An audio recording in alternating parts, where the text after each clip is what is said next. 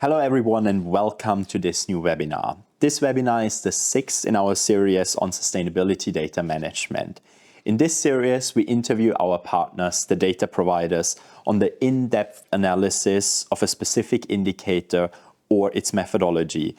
And we are talking about how financial institutions integrate it into their investment strategies. We have already had the pleasure to be welcoming MSCI, Bloomberg, FactSet, ISS, and others.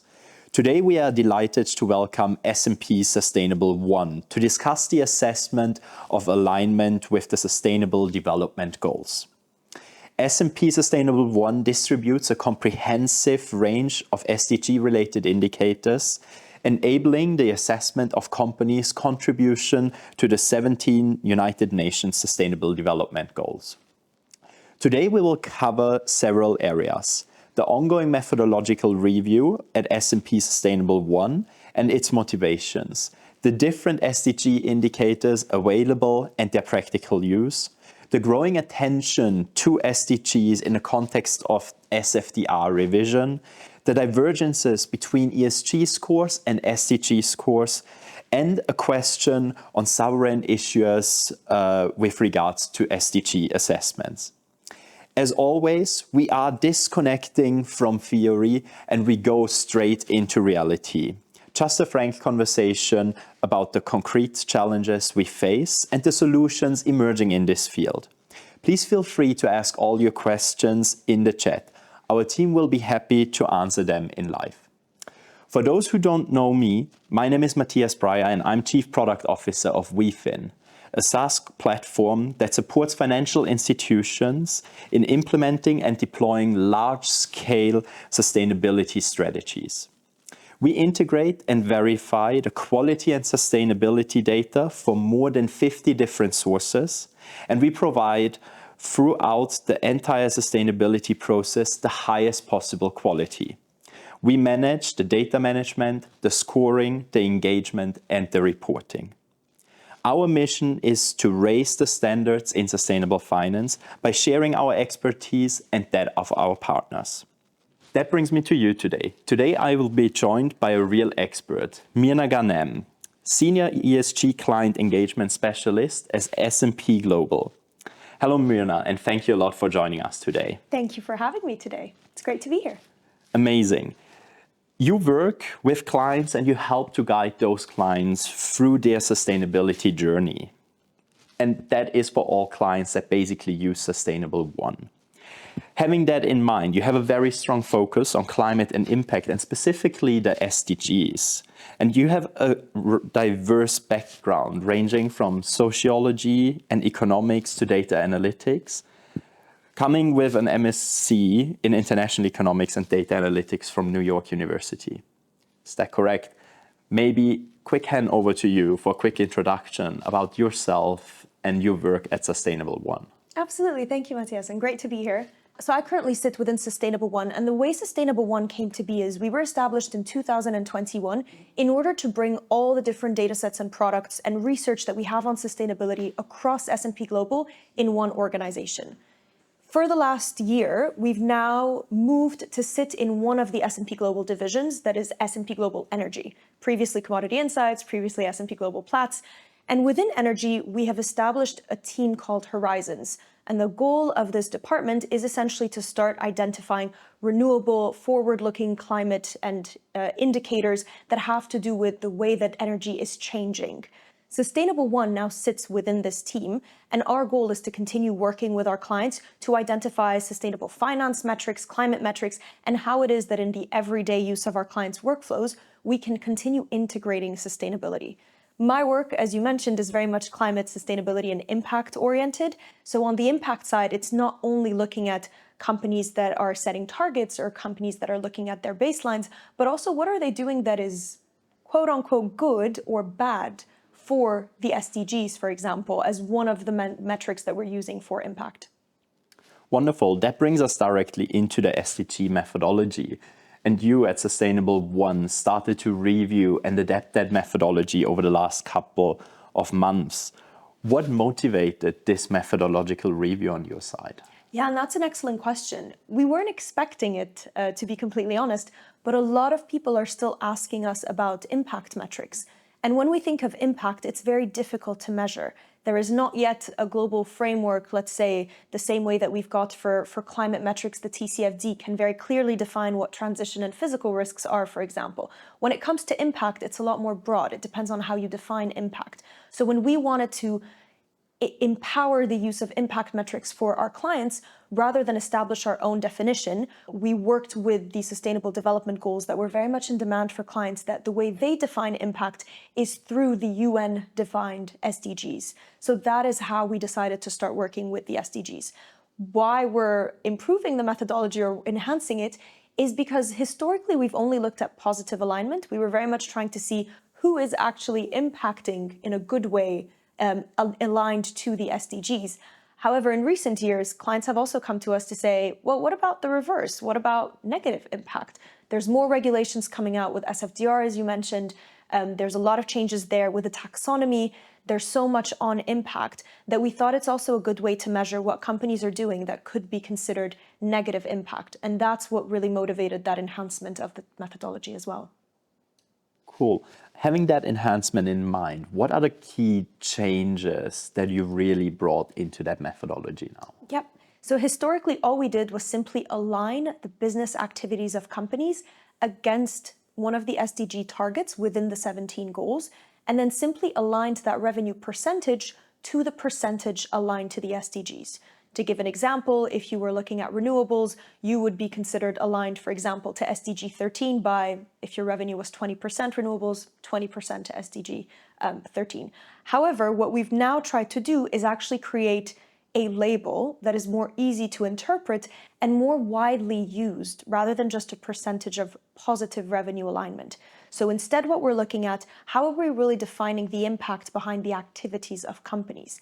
Is it very positive? Is it positive, moderately positive, neutral, or on the flip side, which would be the exact same but negative? So we're no longer just looking at, does the company have positive alignment, but what about controversies? Maybe the company is looking at renewables, maybe the company is producing products that are good for women, but there's also controversies of sexual abuse, for example, in the company or again in the community. So these things are really important to take into account so that we're no longer just looking at what companies are presenting within their balance sheets or within their income statements, within their geographic and business segments, but really understanding beyond the activities, what is actually contributing to the SDGs and what is hindering from us reaching them. Okay, that sounds like a significant progress towards a more holistic understanding of impact. What do you think this will actually create an impact by itself to the market? Will it be easier to use it in client conversations? Yeah, and that's a question we get all the time. Ultimately, because impact is so difficult to define, it's very important to be able to quantify it. We often have people who come to us, or clients and users, that really want us to be less quantifying the way that we're describing impact. The problem with that is that if you look at things like CSR activities, you can't really quantify the impact. You can say, great, they've done, some charity organizations, a lot is going on. But as an investor, how can you actually say you're investing in this company, and what does that mean for you if your objective is impact investing? So it's great, but if you really have to measure it, we do need to quantify it. And that's one of the reasons that we incorporated these new changes in the methodology, why we incorporated controversies, why it's no longer just the positive alignment, but also the negative, because we really want to be able to quantify that impact when our clients are setting strategies, either on a portfolio level, either from a strategic perspective, if they're considering investing in a company, rather than just looking at what the company is doing externally, you're also taking into account things that go beyond the SDGs and therefore negate what they could be doing for the SDGs. So that's what we're hoping to see from impact. If we cannot measure it, it's very difficult to report on it. But using this, we're able to measure it. Again, we always have to think quantitatively because it's also not an opinion. This is no rating or credit rating in any way, and we have to be very explicit as this because S&P Global is also a credit rating agency, and we're very explicit that this is not an opinion. This is a fully quantifiable metric. Anyone is able to recreate it. And that's very important because then when you're thinking strategically or when it comes to decision making, you have numbers to back those decisions rather than just, and I don't mean just an opinion, but meaning because it is not something that's very analytical and in-depth, it is more widely used across a range of companies and portfolios. Having that quantifiable background in sustainability is extremely important because it gives the whole industry a better foundation in what we are doing. What we usually try to do with our partners here in these conversations is also to look into the methodology and the indicators that you are actually working with. So as you work with quite a large panel and different SDG-related outputs, can you start to give us some more deep dive information about the underlying indicators and explain how they are used in investment strategies? Absolutely. So the building blocks of the data sets, as mentioned, is the activities. How we're doing this is across different data sets and research that we have at S&P Global Sustainable1 collected or researched with our teams. So what we're starting with is actually a data set that's called the business involvement screens. And that was initially built out as an quote unquote exclusionary data set to help clients who, for example, want to flag companies involved in tobacco or in thermal coal, those kinds of activities. So that is the basis of the data set in order to identify what is the company actually involved in, either from a revenue perspective, meaning they're actually making money out of this, or from an ownership perspective, meaning they directly are not doing these activities, but are invested in companies or the activities directly. So that is the first bit that we're going to look at. The second bit is enhanced through our environmental data set. The environmental data set takes the fossil fuel and energy bit of our business involvement screens and takes it one level deeper, which means that for fossil fuel and energy, we also go into a lot more granularity as compared to, for example, consumer products, defense and weapons, and healthcare, which are much broader to understand. For example, for consumer products, if you're involved in tobacco, it's pretty straightforward. You're involved in tobacco, either manufacturing directly or supporting products, or you're selling them. If you own supermarkets, that means that there is an activity you are doing that is still supporting that activity. For fossil fuel and energy, it goes into a lot more details, especially if you're starting to look at energy companies, oil and gas companies. You drill it down to actually identify, well, what are the activities of that companies? Is it petroleum refineries? Or is there actually a small percentage that the company is starting to look into related to solar power generation or wind power generation? So that's where we start seeing that positive impact as well.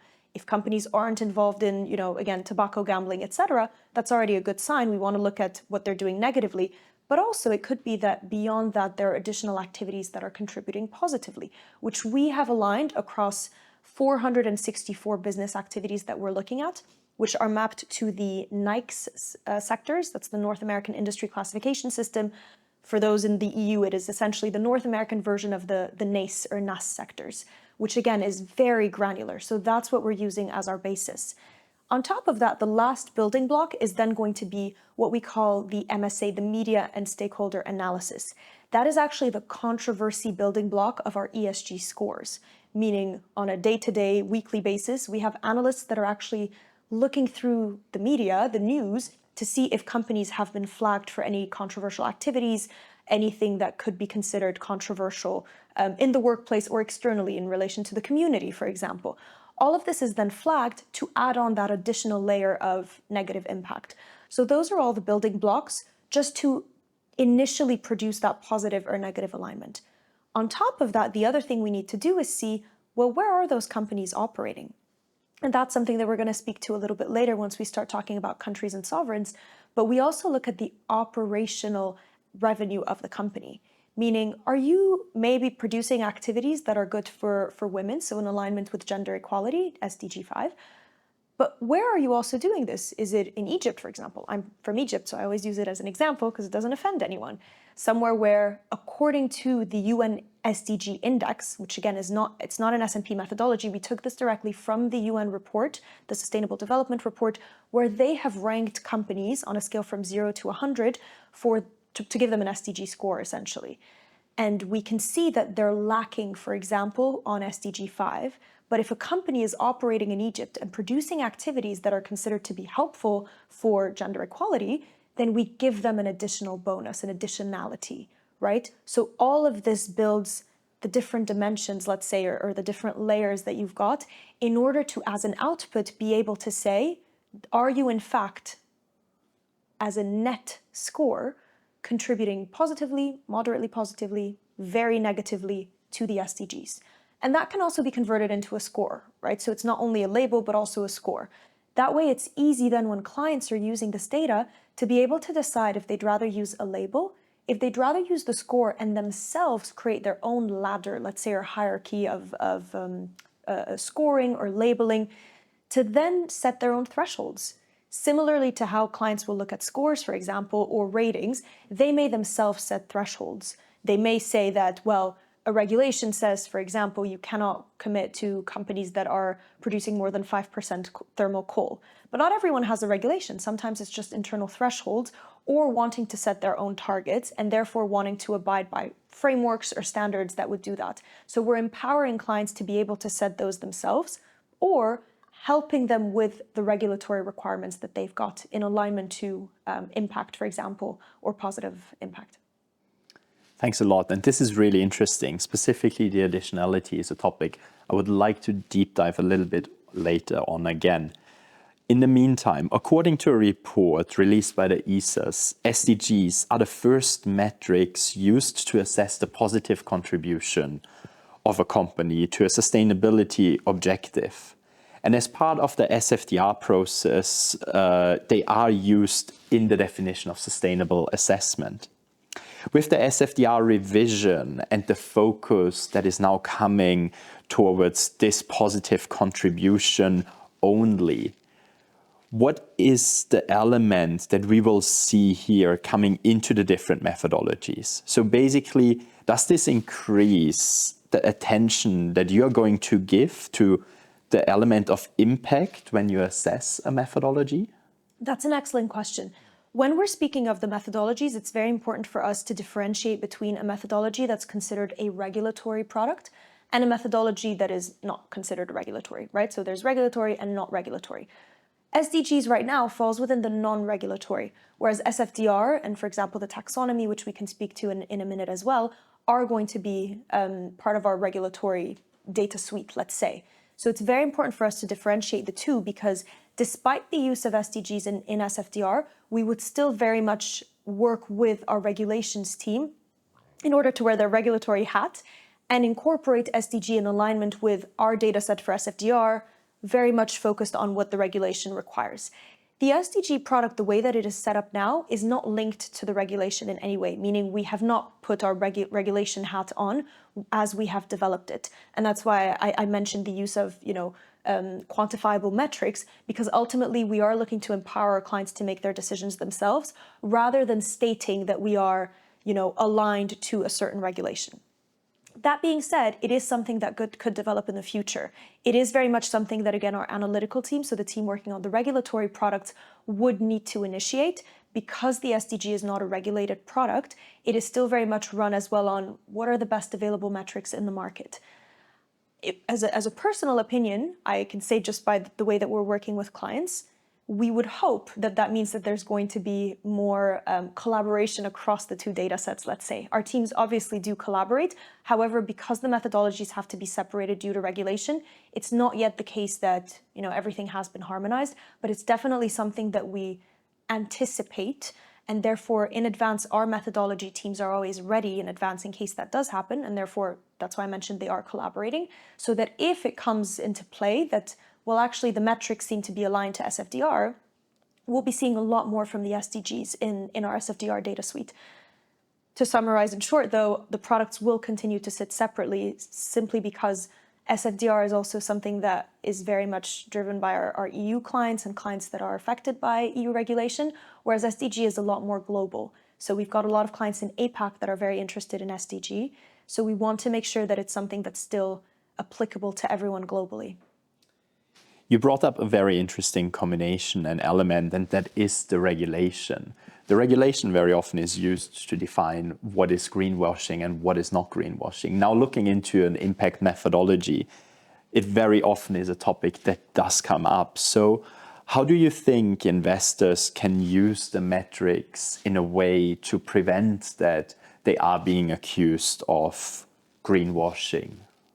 Yeah, so I can't speak to greenwashing directly because I don't think that it is, speaking personally and on behalf of S&P Global, it is not our position as a data and services provider to make a judgment on whether something is considered greenwashing or not. I keep speaking on how we're empowering our clients to make their own decisions, and ultimately that's what we want to do here. That being said, the way the data set is done is very much based on facts. So again, looking at activities of the company and contributions from those activities, as opposed to statements and announcements. Why that is important is because oftentimes when clients come to us with examples of greenwashing, the examples we hear from our clients are a company stated that they're doing X, Y, and Z activity in their CSR, for example, and they've contributed X, Y, and Z. But actually, if you look at the company's everyday activities, they are in, for example, fossil fuels, which is actually something that isn't contributing to, in environmental opportunities or environmental charities as they may have stated hypothetically in a CSR report. And that's why when we say it's factual, it's because we are looking at things that ultimately go back to financial statements of companies. And that's really key. When we started looking into the methodology years ago, we actually did look through potentially measuring CSR metrics and seeing if we can quantify those. However, the limitation here is that oftentimes companies could be doing things in their day-to-day activities, including charity work, including convention works. However, if you look at what they're making money from, and that again is that quantify, I go back to quantification because that's key here. You look at the financial statements and it doesn't necessarily align with what it is that they're doing. So when we say we're presenting facts, we're actually taking companies' financial statements, business and geographic segments, exactly as reported by companies, and simply doing the mapping for them. Our clients can then have a look at what companies are putting out there, seeing, again, whether it's through their CSR reports or through things that they've got in their annual reports, and compare that to the assessment we've done. It also speaks to why we've included the negative alignment this year. Previously, when we only had the positive alignment, one of the limitations was, in fact, that sometimes you'd see a company that had great positive alignment, but then we'd find out there's a controversy that is negatively impacting the SDGs, perfectly aligned with this. I know I used the example of gender equality. We had a client flag a company to us where they were aligned quite highly on gender equality because of the products and services that they were producing. But there was a controversy that came out of sexual abuse in the workplace. This new methodology would flag this. Again, it's quantifiable. The negative impact can still be quantified because not only are we looking at the activities, but adding a multiplier based on these controversies. And we're not just taking the controversies at face value. We're also looking at, did the company respond to it? Did they respond with proper measures? For example, if it's looking at something like, I don't know, an oil spill, for instance, did they take the appropriate measures? Did they engage with the community? Has something managed to have been salvaged? Same thing for sexual abuse, same thing for all the different activities that would fall within the 17 SDG goals as 169 targets and above. We look at all of this and finally assign what we call an impact rating. Now, rating here does not mean a rating officially, but we're essentially rating how impactful that controversy is on the ESG scores, which is where it comes from. We're doing the same thing here, but for the SDG score instead, seeing how that controversy from a very positive alignment to the SDGs maybe downgrades the company to simply positive or neutral. Because ultimately, if you're doing equal amounts positive and negative activities, you would likely be considered neutral. So you don't really have that impact anymore. And again, with this assessment, our clients can then look at what we've put out in our SDGs, what companies are putting out, and make the judgment themselves on what they might consider greenwashing or what a regulation might consider that to be. I think you brought up a couple of very interesting points on the one side with quantifiable objectivity and on the other side with the interpretation responsibility of the actual user of the methodology. So thanks a lot for sharing those insights. A recent study conducted by Jan Anton van Zanten of Robeco identified that SDG scores and ESG scores do not necessarily go hand in hand and don't show the strongest correlations. Have you observed similar behavior of Sustainable1 ESG metrics and the SDG sustainability impact metrics that you are calculating on your side?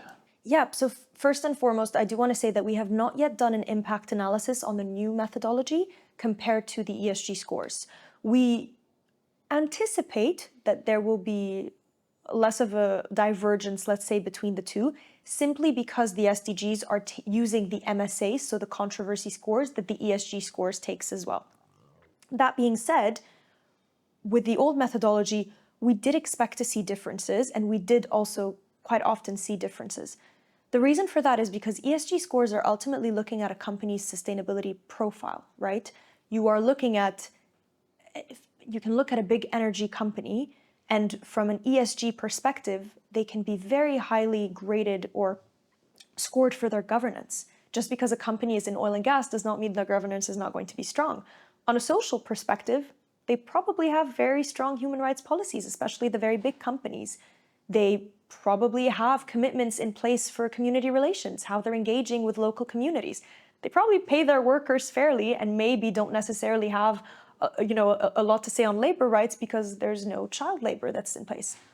I'm going to skip the environmental for the example of an oil and gas company, but that being said, 2 out of the 3 dimensions, a company can easily score quite highly on ESG scores because as a profile, the sustainability or ESG profile of the company can be very strong.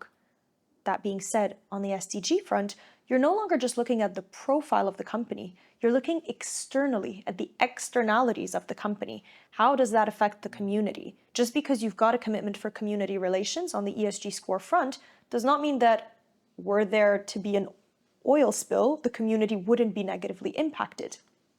You're no longer looking internally. You're actually externalizing this with the SDG scores. You're no longer looking at, do you have a human rights commitment internally, but well, have there been any human rights abuses internally or externally, right? It's not just looking at the profile of the company, and the scores are really strong. The methodology that we use is actually very robust, but the SDG scores are looking at it from a different angle because you're not just trying to say, is the company as a profile strong across E, S, and or G, but really from an SDG perspective. What is that positive or negative alignment to the targets? So we're no longer centering the company in the middle, but the methodology centers the SDG and around that the companies. So we do expect to see some differences between the two.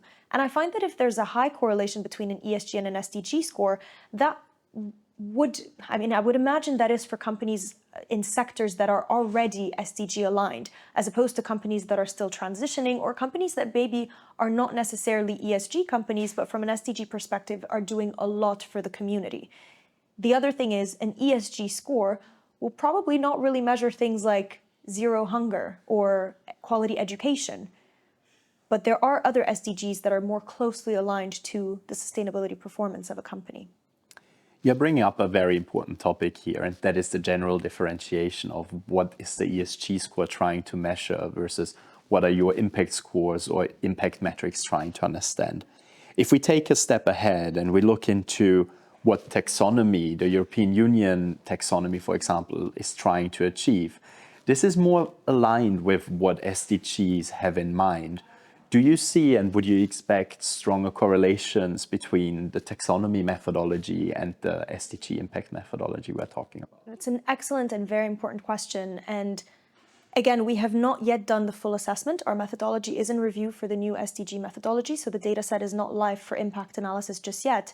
That being said, I would anticipate more correlation with the EU taxonomy dataset, which I mentioned regulatory products that we've got like SFDR. We also have one for the EU taxonomy that is not only covering the transition or enabling or aligned activities to the different objectives, but also things like do no significant harm, the minimum social safeguards. So we're going through the entire taxonomy requirements. And I would anticipate there's going to be a higher correlation with this one simply because that data set is also leveraging our activities and mapping them to the NACE activities in alignment to the taxonomy. So if companies are considered aligned to one of the EU taxonomy objectives, or specifically the NACE sectors within those objectives that are considered to be positively aligned or enabling or transitioning activities, chances are they're also going to be either somewhat or very positively aligned to the SDGs, simply because both do have a positive objective towards the climate, whether biodiversity, circularity, climate change mitigation, adaptation, etc. And the SDGs, not across all the targets, it's important to note, right? Because the SDGs don't only cover climate and environmental, but also social and also some government and economic aspects like partnership for the goals and enhancing the economy, right? And urban cities, for example. So those things probably less so with the taxonomy, but for those activities that are, again, very much on the environmental and the climate side, especially in alignment to the objectives, I would anticipate we'll see a lot more correlation on the positive alignment side of the SDGs. Perfect. That makes a lot of sense to me. Talking about taxonomy, there's one key topic we can't really get around in the last few years when it comes to sustainability. And that brings us on to the political change, specifically in Europe, where we do change our perspective on the inclusion of defense and energy industries for the general social security in Europe. What is your perspective within Sustainable1, and how do these political conversations change and influence you when you think about adaptation or change management in your methodologies?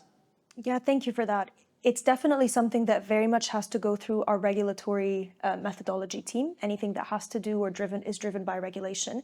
The other thing is, of course, we've got a legal and compliance team that will always look into that before anything comes into our methodologies. You mentioned defense and weapons, for example. That actually is something that we're covering within our business involvement screens. Where I mentioned tobacco, where I mentioned fossil fuel and energy, there is a category for defense and weapons, which will include controversial weapons, for example. So that is something that is actually being seen from a lens of negative impact currently in the methodology. How that's going to change with the political landscape is not something I can speak to just yet, but we do have designated teams at S&P Global, of course, that do keep an eye out for this, because ultimately we are still a regulated entity in some parts, on the regulatory parts. So we have to be very aware of what is going on in the market, what regulations are demanding, especially with the changing geopolitical landscape. Thanks a lot for that.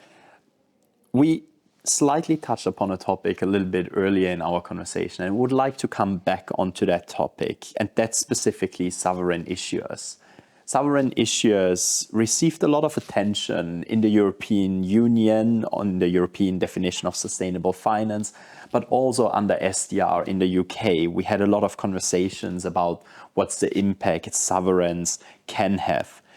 At S&P Sustainable1, you integrated a sovereign component into your corporate SDG assessment that you call additionality.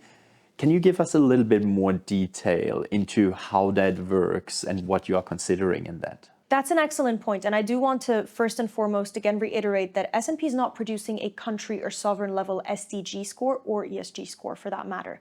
However, we are taking into account where companies are operating, because we find that the country angle is very important. We speak of additionality, and that's exactly what it is. It's an addition. It's a nice little plus point on companies because of where they're operating.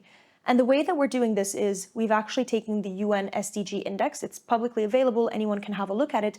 And it essentially ranks countries or rates countries. It's not really a ranking because many countries can have the same score. But from 0 to 100, 100 being the best SDG score out there, how are countries actually doing when it comes to things like rule of law or ease of doing business or human rights? Essentially, many different indicators that are aligned with the 17 SDG goals or across, again, the different targets that sit within those goals. So all that we've done is we've taken that score that they've got, those countries, across the different goals, and then also in total, and simply applied those where we're looking at a company that is, for example, doing a lot on quality education, but explicitly also doing it in nations. So the operational revenue is coming from countries that seem to be lagging when it comes to quality education, for example. They scored in the UN SDG index quite low, which means if a company is actually operating in those countries, that gives them a nice little bonus point, because we're saying not only are you doing something that is aligned to quality education, you're doing it and selling it or actually providing it in a country that needs it, which we consider to be excellent. So we're still very much taking the country angle into consideration because we find it critical in order to actually achieve the SDGs, because a company doing something but just doing it by themselves or in the direct community is not as impactful as actually doing it globally. So especially where companies operate, multinational companies or companies that have operational revenue coming from very diverse countries or regions, it is actually quite beneficial. So it does give them extra plus points when we're then comparing that to the SDG, to the UN SDG index, because we're leveraging that in order to assess which countries need it more than others. And probably won't be a shocker that no country has actually scored 100 on that. I think the highest country is somewhere in the 80s and tends to be, again, more of the developing nations. But yeah, very important for the additionality.